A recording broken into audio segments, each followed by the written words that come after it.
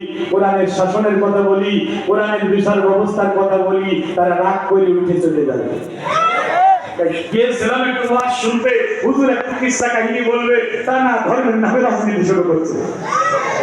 এটাকে ধর্মের নামে রাজনীতি না ইসলামের মূলনীতি? এটা ইসলামের মূলনীতি না ভাই।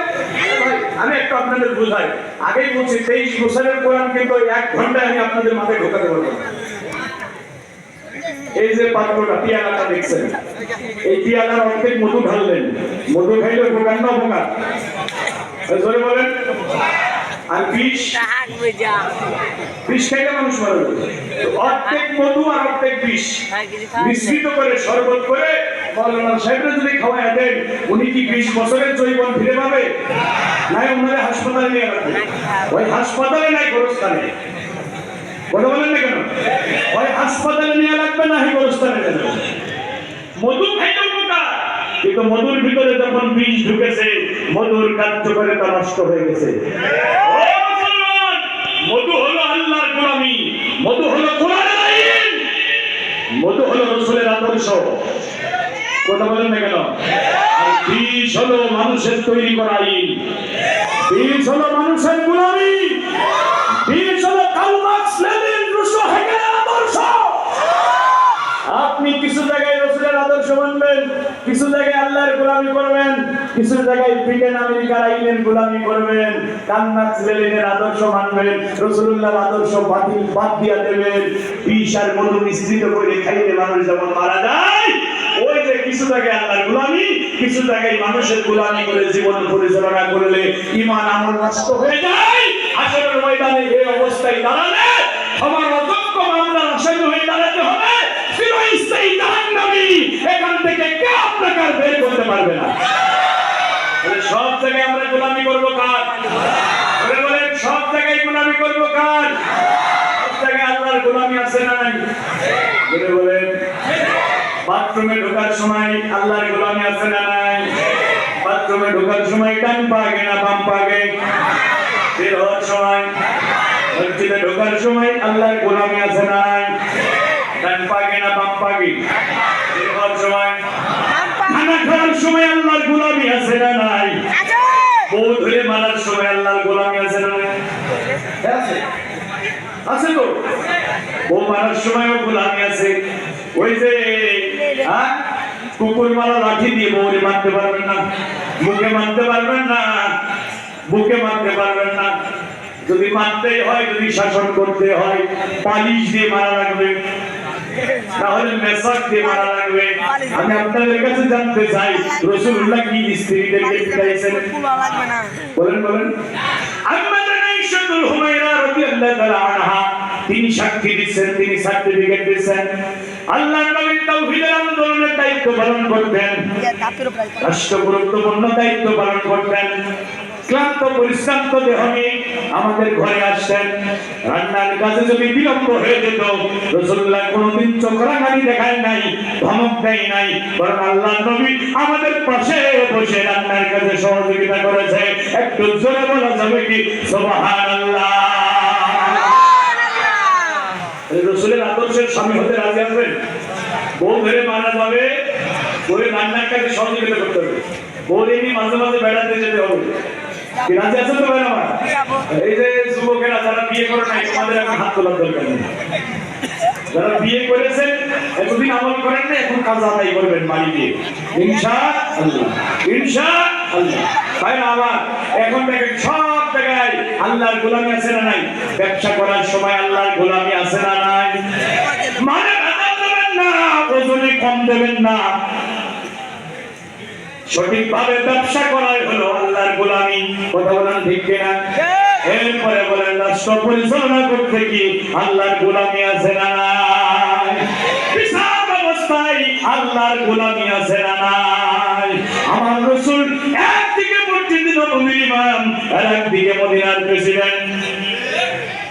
রাসূলুল্লাহ যে কোরআন দিয়ে মসজিদে নববীতে সালাত ইমামতি করেছেন, একই কোরআন দিয়ে আমার রাসূল মদিনার রাষ্ট্র পরিচালনা করেছেন।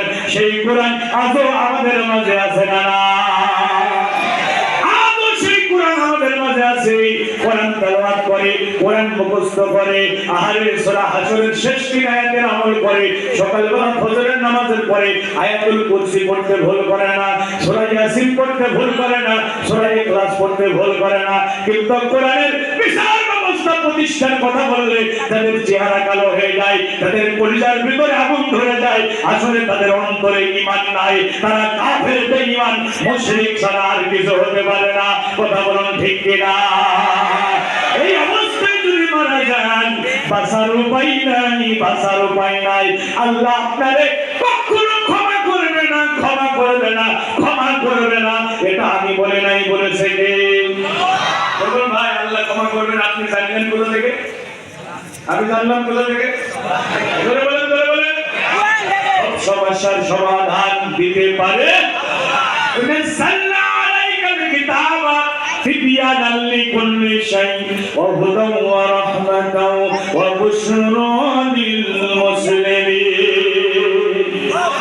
আমি কোরআন নাযিল করেছি, মানব মনের এমন কোনো প্রশ্ন নাই, এমন কোনো জিজ্ঞাসা নাই, এমন কোনো সমস্যা নাই যার সমাধান আমি আল্লাহ পাক রব্বুল আলামিন কোরআনুল কারীমের পাতায় পাতায় রেকর্ড করে দেই নাই।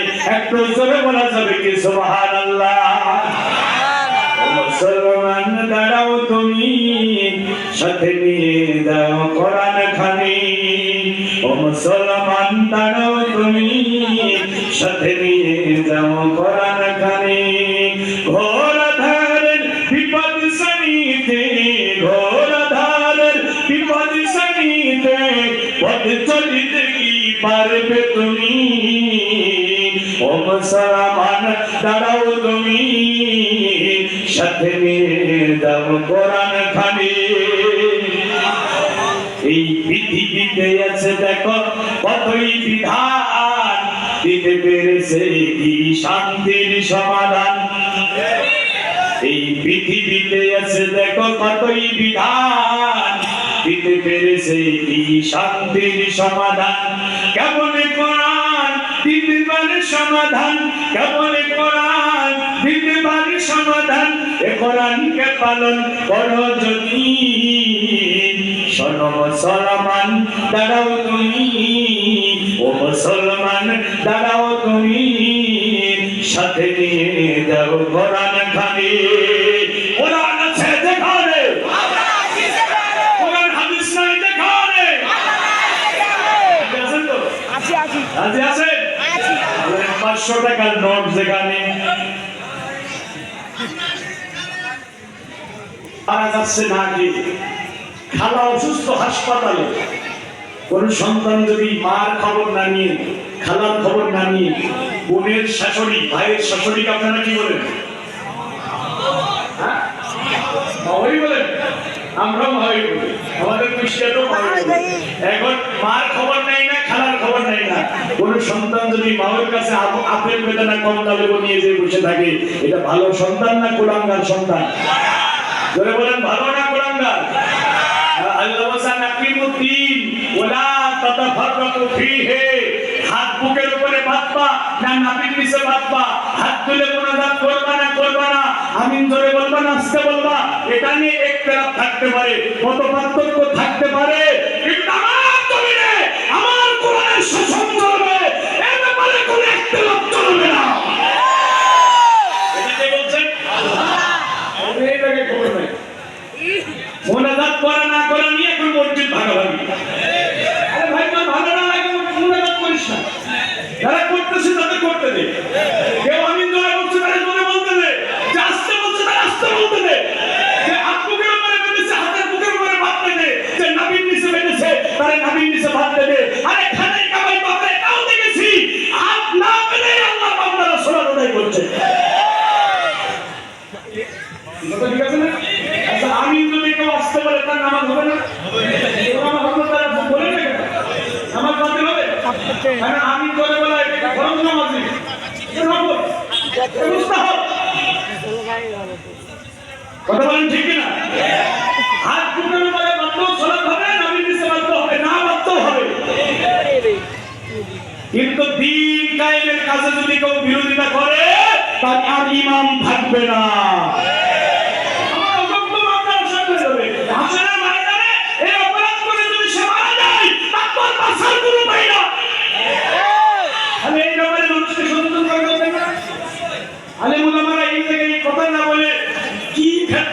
সৃষ্টি করেছে, আল্লাহ আমাদের হেফাজত করুন। ভাই ভাই, হাসরের ময়দানে আলেমদের মর্যাদা যেমন বেশি, এদের জবাবদিহিতাও তেমন বেশি। আলেমরা আছে নবীদের ওয়ারিস, নবীদেরকে আল্লাহ পাঠিয়েছে দ্বীন বিজয়ী করার জন্য। এই দ্বীন পরাধীন অবস্থায় দ্বীন বিজয়ী করার কাজে যদি আলেমরা আঞ্জাম না দেয়, তাহলে আলেমদেরকে আল্লাহর দরবারে কঠিন জবাবদিহিতার সম্মুখীন হতে হবে। ভাই ভাই, আমি বলছিলাম যে আমি মৌলিক কিছু কথা বলতে চাই, হাসরের ময়দানে যেন আপনাদের আফসোস করতে না হয়, যেন ক্ষমার অযোগ্য মামলা হাসরের হয়ে না যায়। আল্লাহ যেন আপনার আমলের নামাটা দেখার পরে এইভাবে ক্লোজ করে সব বাতিল করে আপনাকে জাহান্নামে ঘোষণা না করে। তাহলে আমরা কোরআনের শাসন ব্যবস্থা দেশে প্রতিষ্ঠিত হোক, আমরা চাই কিনা? জোরে বলেন। শুধু তাফসীর মাহফিল আসতে চাইলে হবে? এই জন্য যে সমস্ত ইনস্ট্রুমেন্ট গুলো দরকার, সেগুলোতে সহযোগিতা করার দরকার আছে না নাই? কোরআনের প্রতিষ্ঠান যত বেশি হবে, কোরআনের শাসন প্রতিষ্ঠার কাজ তত বেশি এগিয়ে যাবে। এই কোরআনের প্রতিষ্ঠানগুলো ভালোবাসার দরকার আছে না নাই?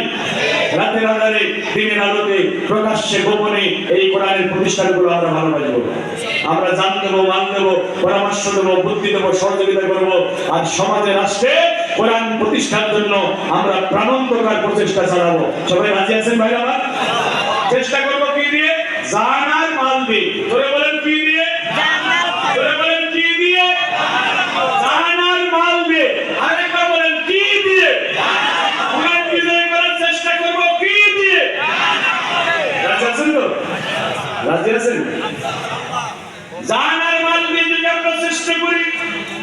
এখন আপনি বলবেন হুজুর, আপনি মুসাফির মানুষ, অনেক দূর থেকে আপনি আমাদের মাঝে এসেছেন।